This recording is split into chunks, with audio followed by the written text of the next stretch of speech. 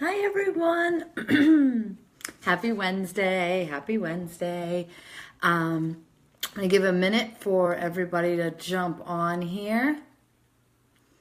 And hopefully we'll get some people to join us for this Wednesday.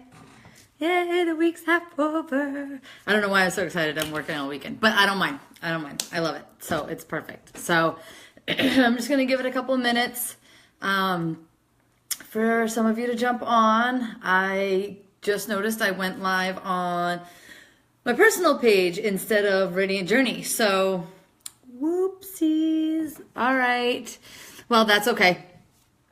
That's all right. No problem. So I've got it pulled up here so I can see if we are, so I can see any comments or whatever. And we'll get going. So, sorry.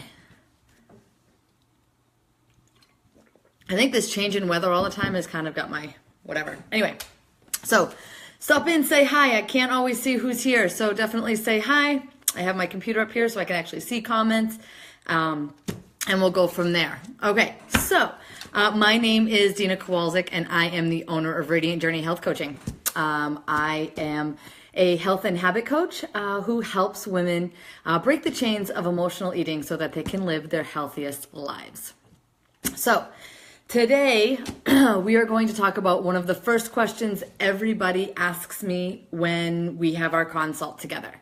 Okay, and that question is, it's really not even a question. Hey, Steph, how's it going? It's not even a question, really. It's really the first statement that my clients make to me, or my potential clients make to me.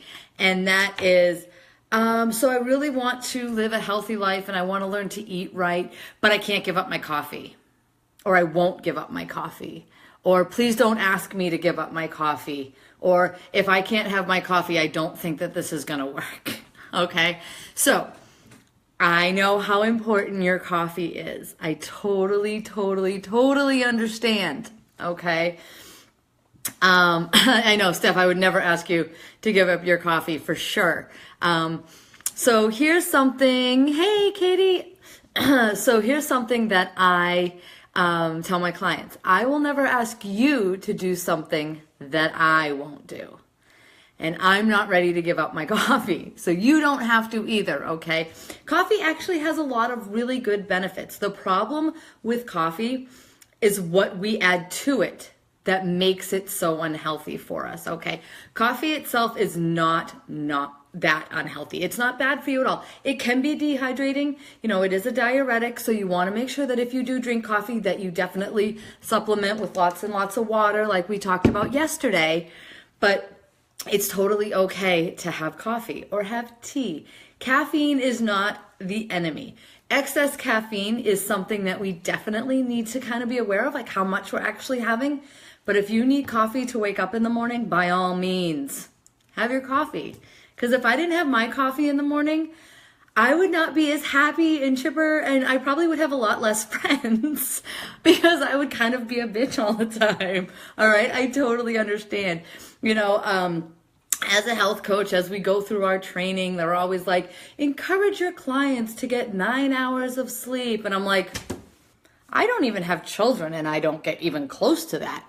So I can only imagine what everybody else is getting out there. I have a dog and a husband. I mean, my hands are full. But, you know, wouldn't it be great if we could get 9 hours of sleep every night? But you know what? That's not always a possibility, especially because there's so many other factors happening in our lives. So I take all of that knowledge and I know how important all that is, and I basically ball it up and like, all right, great. I can tell people that, but they're going to look at me like I have 3 heads.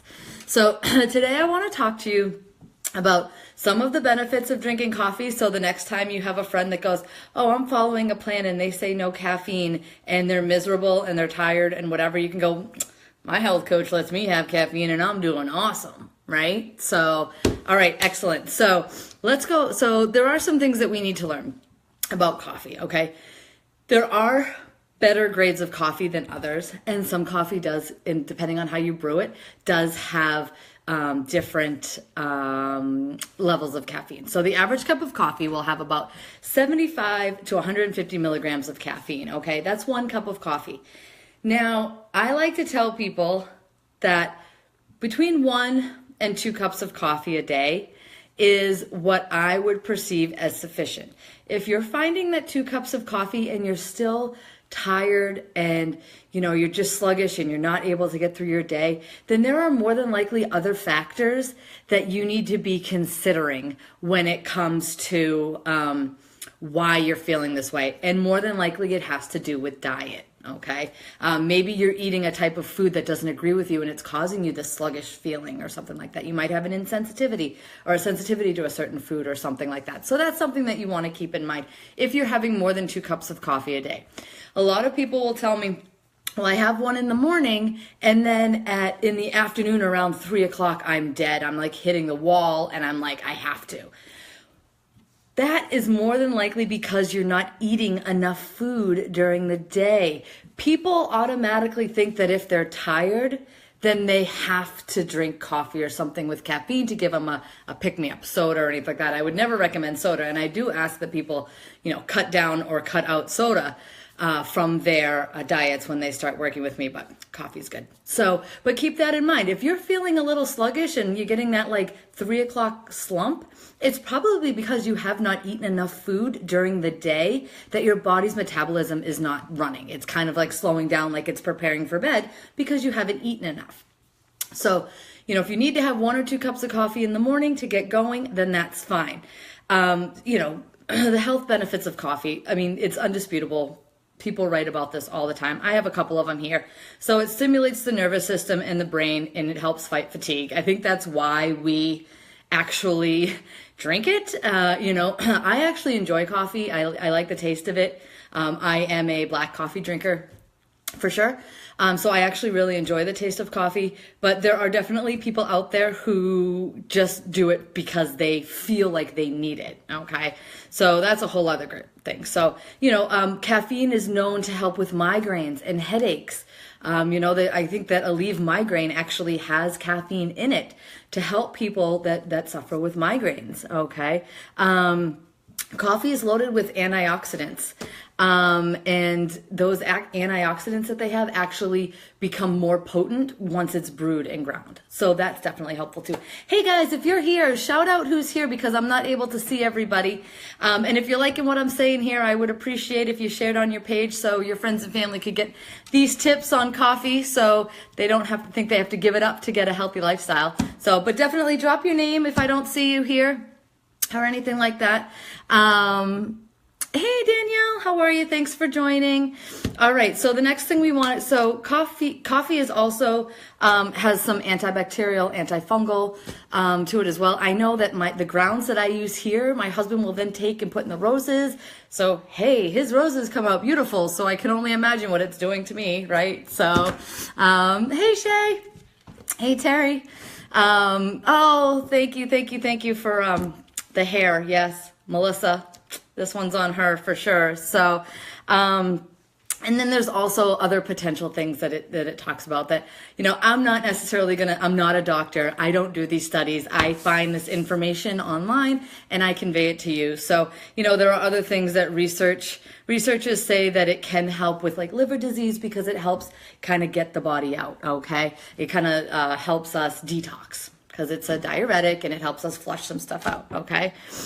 So, the reason that a lot of us have what I would say the problem with coffee is usually because we actually don't drink good quality coffee. Now, here's where the catch-22 is. So you're supposed to be, if you are a coffee drinker, I suggest that you have no more than 2 cups a day. Again, because, people don't realize that if they drink too much, then their bodies really start to depend on it, and it can cause like irregular heartbeats, and it can cause insomnia and other things like that. But the problem a lot of times with coffee is that we're drinking very low quality coffee.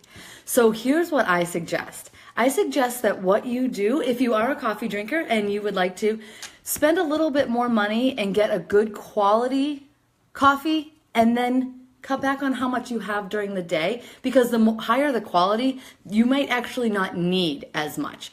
One of the problems that I see with people when they say like, oh my God, I have like 3 or 4 cups in the morning, is that I'm noticing that they don't allow the time for the coffee to actually like get into their system and do its work before they actually go and get another cup. So it's kind of like, okay, so here's a really weird example.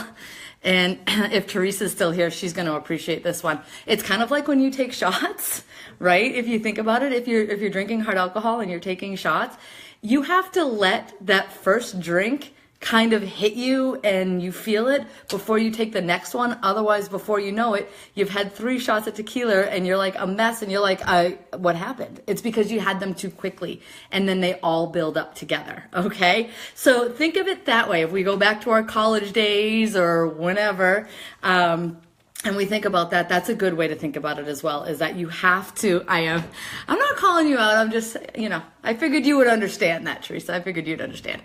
But that's a good way to think about it. If you're having another cup of coffee before the first one has had time to affect your body, by the time they all kind of gang up on you, you're going to be jittery, you're going to be shaky, you're probably going to have, a headache, you're going to have like cotton mouth, and you're not going to have the good benefits of it because you're basically overdoing it. Okay.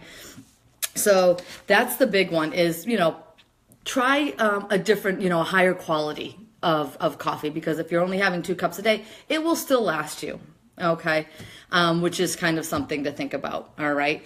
The second one that is a problem with some of the coffee, or why coffee gets a really bad rap, is because of what we put into our coffee. So here's a quick story. So I used to work at this online retailer, and I love the job. I love the people. They were very, very awesome there. And, once in a while we would do coffee runs and you'd kind of go around and you would say, what do you want? What can I get you? What can I get you? And I always remember there were members of the guys in the sales team would say, oh, I got to have my coffee in the morning. And you'd say, all right, sure. What do you want? And they would say they would want whatever coffee with mocha syrup and 45 million sugars, and make sure it has extra cream. And I was like, that's not even coffee. I mean, you could freeze that and call it ice cream and it still would have more sugar than the regular ice cream you have. It was ridiculous.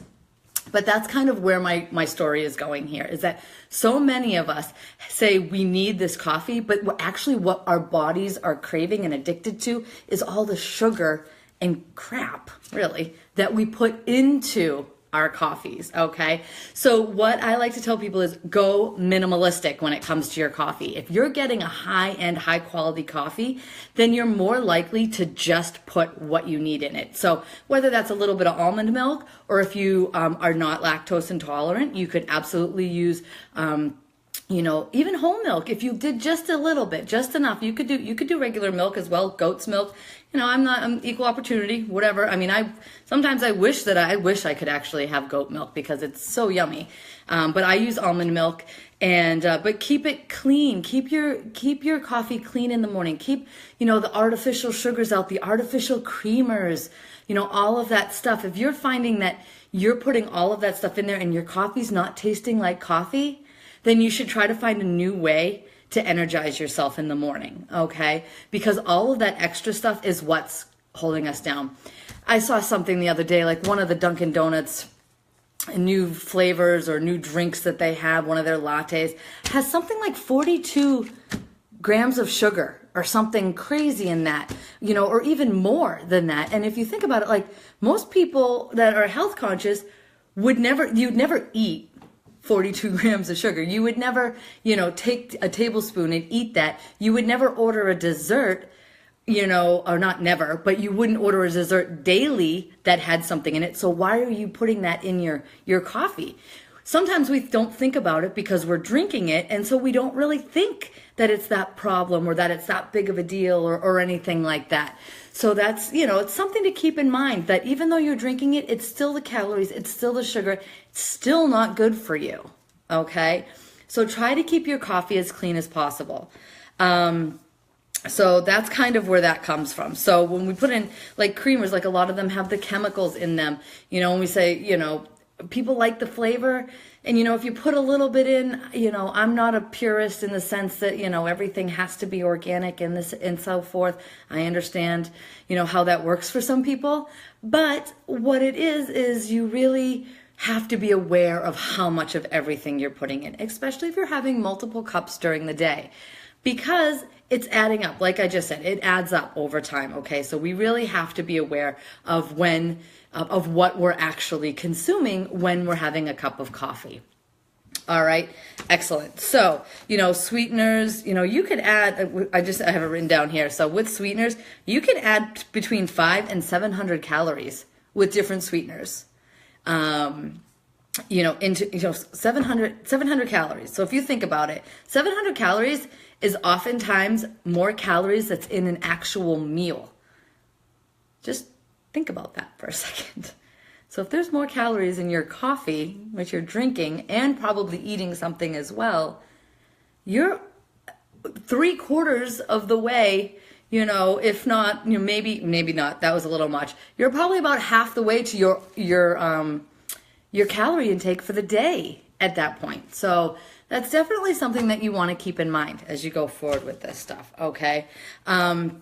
Again, I said I'm all for any type of, dairy as long as it is, it's minimal. Like when I look at a cup of coffee, it shouldn't look like light chocolate milk.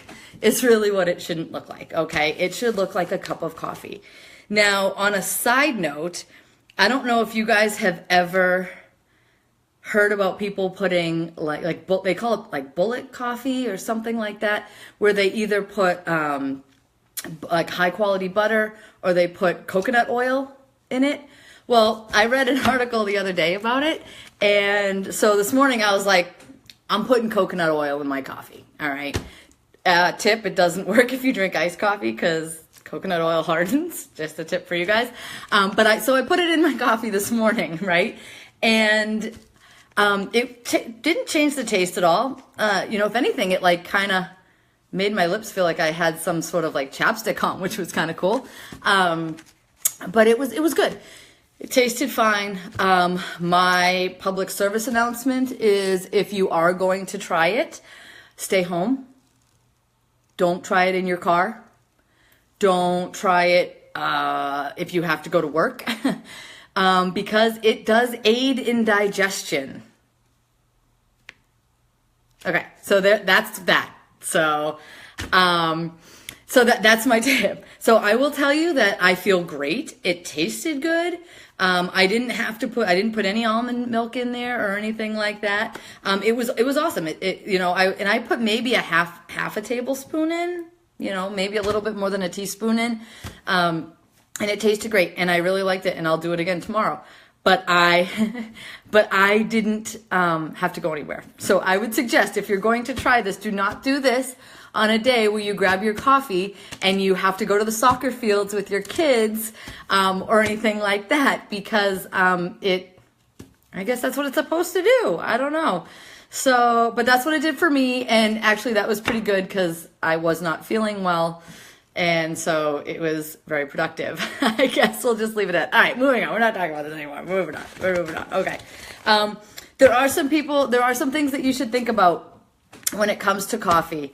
And really these are things that I like to tell everybody, but they really only apply to a select few people. I don't want to say a select few people because there's more and more people. Someone like me. I cannot have too much caffeine. Okay. Because of a heart condition that I have. So I have to limit how much coffee I have during the day, or caffeine in general. All right.